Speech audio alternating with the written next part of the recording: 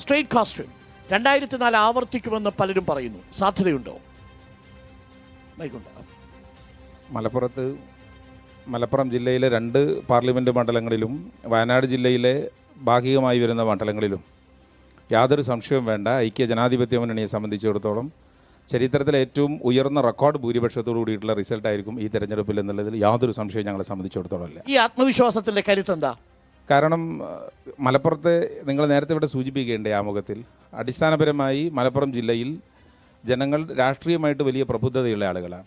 അതുകൊണ്ട് തന്നെയാണ് കഴിഞ്ഞ 7.5 പതിറ്റാണ്ടിൻ്റെ രാഷ്ട്രീയത്തിനിടയിൽ ഐക്യ ജനാധിപത്യ മുന്നണിക്ക് വിശിഷ്യ ഈ പാർലമെൻറ്റ് മണ്ഡലങ്ങളെ പ്രതിനിധീകരിക്കുന്ന മുസ്ലിം ലീഗിനെ സംബന്ധിച്ചിടത്തോളം എക്കാലഘട്ടങ്ങളിലും ജനങ്ങൾ ഈ രാഷ്ട്രീയ പാർട്ടിയുടെ സത്യസന്ധതയെ ഉൾക്കൊള്ളുകയും ജനാധിപത്യ ചേരിയുടെ പ്രാധാന്യം ബോധ്യപ്പെടുകയും ചെയ്ത ആളുകളാണ്.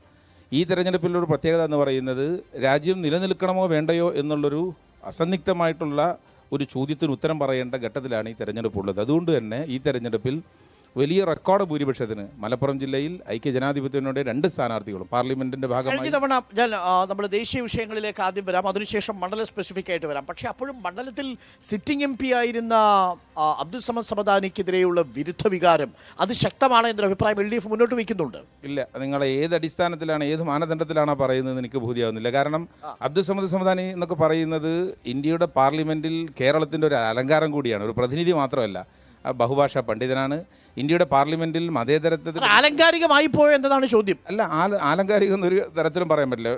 MP പെർഫോമൻസ് വൈസ് അദ്ദേഹം പങ്കെടുത്തിട്ടുള്ള പെർസെൻറ്റേജിൻ്റെ കാര്യത്തിൽ കേരളത്തിൽ ഏറ്റവും അധികം ഫണ്ട് വിനിയോഗിച്ചവരുടെ കൂട്ടത്തിലാവട്ടെ, അറ്റൻഡൻസിൻ്റെ കാര്യത്തിലാവട്ടെ, തൻ്റെ ഉപതെരഞ്ഞെടുപ്പിന് ശേഷം അബ്ദുൾ സമദ് സമദാനി സാഹിബ് പാർലമെൻറ്റിൽ എത്തിയതിനു ശേഷം നടത്തിയിട്ടുള്ള അദ്ദേഹത്തിൻ്റെ പെർഫോമൻസിൻ്റെ ബേസ് ആണെങ്കിൽ ആ അർത്ഥത്തിൽ പിന്നെ സ്വാഭാവികമായിട്ടും നാഷണൽ പൊളിറ്റിക്സും സ്വാഭാവികമായിട്ടും കേരളത്തിൻ്റെ രാഷ്ട്രീയമൊക്കെ ചർച്ച ചെയ്യുന്ന തെരഞ്ഞെടുപ്പാണെന്നെങ്കിൽ ആ അർത്ഥത്തിൽ ഏത് മാനദണ്ഡം എടുത്ത് പരിശോധിച്ചാലും ആത്മവിശ്വാസക്കുറവ് വരേണ്ട ഘട്ടമില്ല. ഒരു ആത്മവിശ്വാസക്കുറവില്ല എന്ന് മാത്രമല്ല, തെരഞ്ഞെടുപ്പിൽ ഒരു ഏകപക്ഷീയമായിട്ടുള്ള റിസൾട്ടിലേക്ക് വരും എന്നുള്ള തരത്തിലേക്ക് വളരെ പ്രധാനപ്പെട്ട കാര്യം ശ്യാം, LDFന് എന്താണ് ആത്മവിശ്വാസമുള്ളത് UDFന്റെ ഉരുക്കു കോട്ടയിലേക്ക് എത്തുമ്പോൾ? UDFന്റെ ക്യാമ്പ് നല്ല പ്രതിസന്ധിയിലാണ് എന്നതുകൊണ്ടാണ് നിലവിലെ മലപ്പുറത്തെ MP പൊന്നാനിയിലേക്കും പൊന്നാനിയിലെ MP മലപ്പുറത്തേക്കും വരുന്നത്. ഇതൊരു ഒളിച്ചോട്ടമാണ്, വോട്ടർമാരിൽ നിന്നുള്ള ഒളിച്ചോട്ടമാണ്. സ്വന്തം അണികളോട് എന്തു പറയുമെന്നറിയാതെ ഈ തെരഞ്ഞെടുപ്പിൽ എന്താണ് സ്വന്തം അണികളെ ബോധ്യപ്പെടുത്തേണ്ടതെന്ന് പോലും തിരിച്ചറിയാൻ കഴിയാത്തത് കൊണ്ടാണ് 2 പേരും പരസ്പരം സീറ്റ് മാറിപ്പോയിട്ടുള്ളത്. അത് സ്വന്തം അണികളെപ്പോലും ബോധ്യപ്പെടുത്താൻ കഴിഞ്ഞിട്ടില്ല. അതുകൊണ്ട് തന്നെ ഈ തെരഞ്ഞെടുപ്പ് എത്ര വലിയ ഉരുക്കുകോട്ടയാണെന്ന് UDF അവകാശപ്പെട്ടാലും ജനങ്ങൾ ശരിയാം വിധം കാര്യങ്ങളെ കണക്കാക്കുന്നുണ്ട്. ഈ തെരഞ്ഞെടുപ്പിൽ UDFന്റെ പ്രസക്തി എന്താണ്, ഇടതുപക്ഷത്തിൻ്റെ പ്രസക്തി എന്താണ് ഈ നാട് തിരിച്ചറിയുന്നുണ്ട്. കഴിഞ്ഞ ഇവിടെ നേരത്തെ സൂചിപ്പിച്ചു 7 പതിറ്റാണ്ട് ഇപ്പൊ രാഹുൽ ഗാന്ധി വയനാട്ടിൽ മത്സരിക്കുന്നു. കഴിഞ്ഞ തവണത്തെ പോലെയുള്ള അതേ തരംഗത്തിനുള്ള സാധ്യതയല്ലേ മുന്നിൽ തെളിയുന്നത്? ദേശീയ തലത്തിൽ പൗരത്വ നിയമ വിഷയമടക്കം ഇങ്ങനെ കത്തി നിൽക്കുമ്പോൾ BJP സർക്കാർ അധികാരത്തിൽ വരാതിരിക്കാൻ ഇന്ത്യ മുന്നണിയിലെ ഏറ്റവും ശക്തനായ നേതാവ് രാഹുൽ ഗാന്ധിക്ക് പിന്തുണ കൊടുക്കുന്ന മുന്നണിയുടെ ഭാഗമാണ് ഇവിടുത്തെ സ്ഥാനാർത്ഥി. ഞാൻ പറഞ്ഞു വന്ന അതിലേക്കാണ്.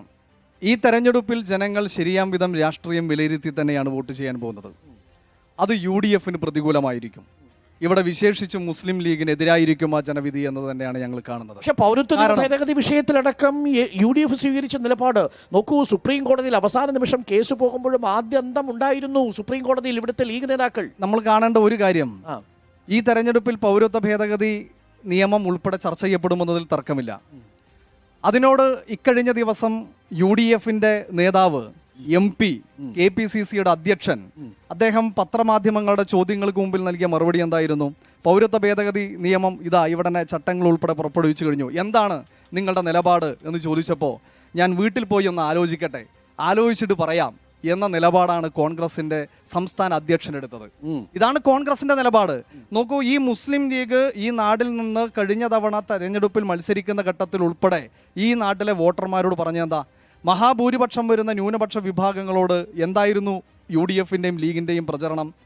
ഇത് അവസാനത്തെ ബസ്സാണ്, ഇതിൽ കയറി നമ്മൾ പോവുകയാണ്, ഇതാണ് പ്രതീക്ഷ എന്നെല്ലാം പറഞ്ഞു പോയി. ഇവിടെ നിന്നും വിജയിച്ച് പാർലമെന്റിൽ ചെന്ന് ഏറ്റവും നല്ല പെർഫോമൻസ് ആണ്, ഇവിടുത്തെ MP ഒരു അലങ്കാരമാണ് പാർലമെന്റിൽ എന്നാണ് പറഞ്ഞത്.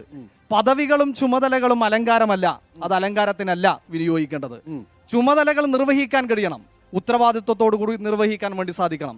തൻ്റെ മണ്ഡലത്തിലെ വികസന പ്രവർത്തനങ്ങളോട് സ്വീകരിച്ച സമീപനം എന്തായിരുന്നു?